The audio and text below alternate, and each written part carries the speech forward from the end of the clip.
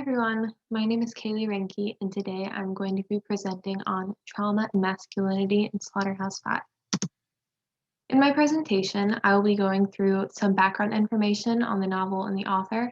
I will be discussing the critical reception of the novel, and I will also be talking about Billy, who is the novel's protagonist, traumatic experiences in Dresden, his lack of conventional masculinity, and his use of Tralfamadore, which is an alien planet, to escape. Finally, I will be going through my conclusion and summary. Slaughterhouse-Five by Kurt Vonnegut is the schizophrenic science fiction telling of Vonnegut's experience during World War II, specifically focusing on being a prisoner of war during the catastrophic bombing of Dresden through the character Billy Pilgrim. The novel is one of Vonnegut's most popular and established. Published in 1969, it tells of Billy's experience as time traveling in the war, in civilian life, on the planet Tralfamadore, which is the home to the aliens that abduct Billy and allow for him to time travel, and of all the trauma that comes from all of that. Kurt Vonnegut Jr. was born on November 11th of 1922 to Kurt Vonnegut Sr. and Edith Vonnegut. He began his writing career early when he started writing for his high school and college newspapers. After college, he entered World War II in 1942 at the age of 20, about 4 years after this war started. Slaughterhouse-Five is the depiction and understanding of his experiences here. After the war, he married his childhood friend Jane Cox, and they had 3 children together. His sister and brother-in-law unexpectedly died, so they also took in their 3 children. Eventually, however, he and Jane divorced, and years afterwards, he married a photographer named Jill Kremens. Some of his other novels include Cat's Cradle, Breakfast of Champions, Sirens of Titan, Mother Night, and Player Piano. Vonnegut died on April 11th, 2007. This is my thesis statement. The events of World War II and the traumatic incidents Billy endures negatively affect his psychological state and his understanding of his masculinity, which lead to his use of escapism to the alien planet Tralfamadore and later to his decline.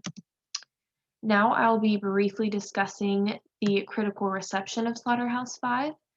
Although much of the criticism of the novel is from psychoanalytic critics, which is the criticism I base my research on and will be presenting on today, there are many critics from other schools of criticism like postmodernism and deconstruction, new historicism, and new criticism that also reflect on the novel.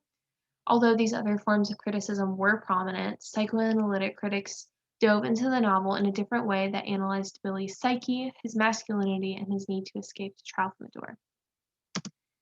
Now I'm going to talk about Billy's time in World War II, specifically his experiences in Dresden. His experiences are incredibly negative and horrific, and Vonnegut includes a lot of details that portray these experiences. Vonnegut states that over 130,000 people died because of the firebombing in Dresden, and he explains the aftermath of this bombing through the character Billy Pilgrim. Although the novel does center around the Dresden firebombing itself, it focuses more so on the trauma that comes from that event. Charles B. Harris argues that the novel is less about Dresden than it is about the impact of Dresden on one man's sensibilities. Billy's first experience in the war is traveling with a cruel and wicked man named Roland Wary. While together, they are found by German soldiers and taken as prisoners of war, where they are transported for days on end in a crowded boxcar to a prison camp. On this journey, many men die, including Roland Wary, because of the horrific conditions that they were kept in. Eventually, Billy and the other prisoners were moved from the prison camp to Dresden and the slaughterhouse that they would be living in. Before the bombing, Billy is in awe at how beautiful Dresden is, and he explains how it was seemingly untouched by the effects of war. However, Dresden is bombed soon after their arrival. The beautiful city that it once was is now burned down and completely destroyed, and the only living beings are the prisoners and the soldiers who were in the slaughterhouse. After the bombing, prisoners of war gathered to begin to dig for bodies where corpse mines were discovered containing thousands of dead soldiers. Vonnegut gives the gruesome and revolting details of this event, explaining the smell, sight, and disgust that the soldiers endured. Men were being sent underground to dig up and carry the dead, decaying men out. Vonnegut explains how the dead soldiers' lives were being completely disregarded, as well as the well-being of the soldiers who were alive. Because of his traumatic experiences in Dresden, Billy has a lot of psychological issues. Susan B. Scullany argues the psychological consequence of the experience of war, and especially the Dresden bombings, can be readily analyzed using the criteria now established by psychiatrists to diagnose post-traumatic stress disorder. Billy's psychological problems clearly relate to his trauma in Dresden. The events of the Dresden firebombing are some of the most traumatic Billy ever faces, and he's never able to truly recover from his time in the war, and we know this because he is constantly time traveling back to these experiences in Dresden, which shows him reflecting and always thinking about them. While at the prison camp, Billy is taken to the hospital and treated as a psychiatric patient because of his behaviors. When Billy is told that his coat is on fire from standing too close to a stove, he is emotionless and does not care. The Englishman that tells him this notices Billy's distraught emotional state. Then, during the play put on at the camp, Billy begins screaming and laughing manically, which causes them to take him to the hospital where he is tied down and given morphine. It is obvious how broken Billy is because of the war and what he faces during the war as an American soldier. The way Billy acts and how he maintains relationships in his life also relate to wartime trauma. While at his 18th wedding anniversary party, a quartet sings a song that talks about friendships and how they last over time.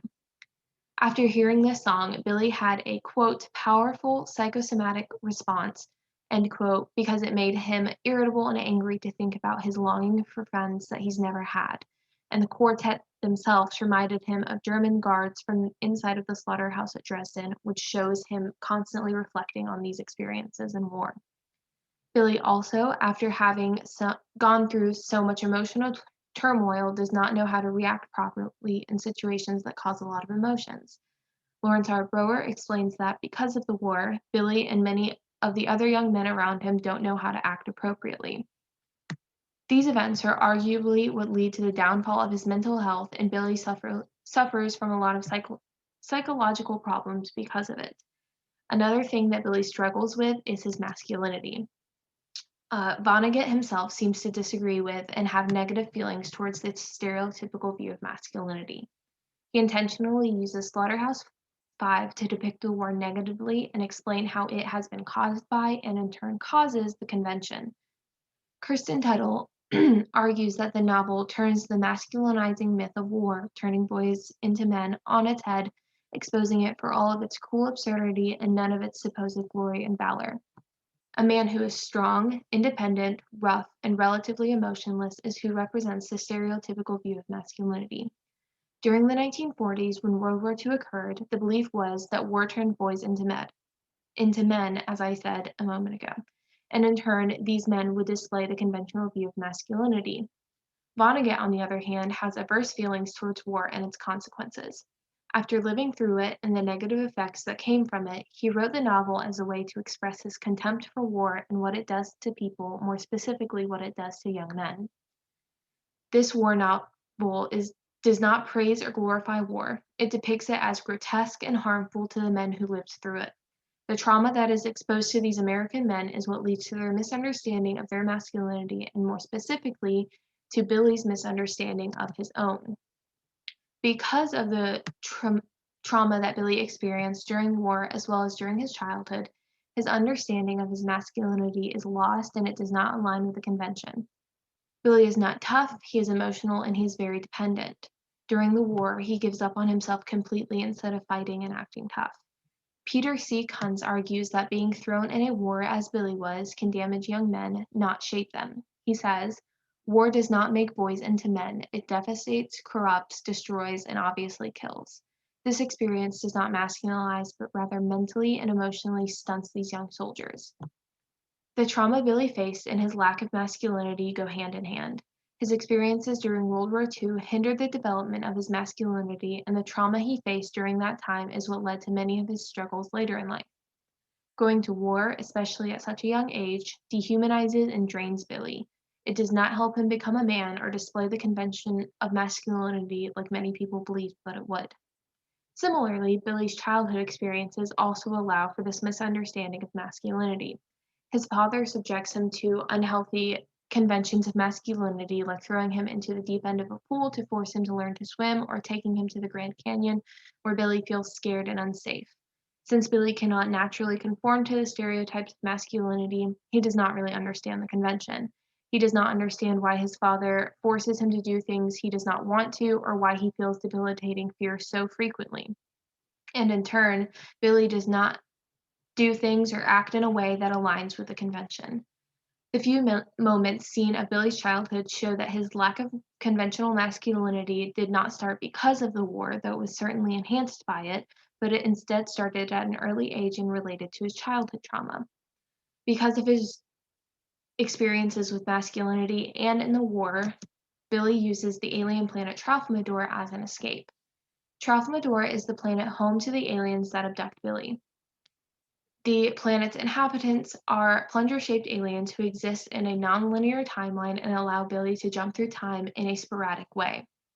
Because of this, the timeline of Slaughterhouse-Five is non-linear as it follows Billy's mind as it jumps from moment to moment through time travel.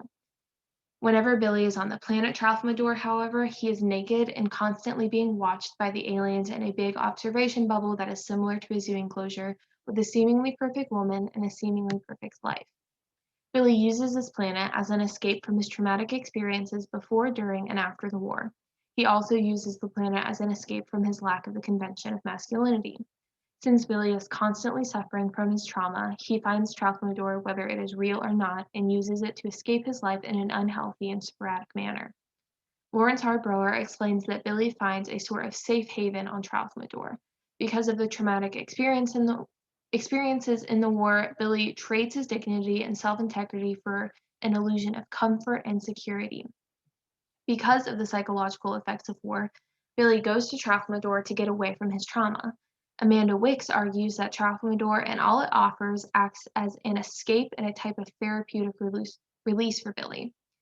He is not dependent on the people in his life like his family members or his friends, but he is dependent on the Tralfamadorian aliens, his life on the planet, and his ability to move through time.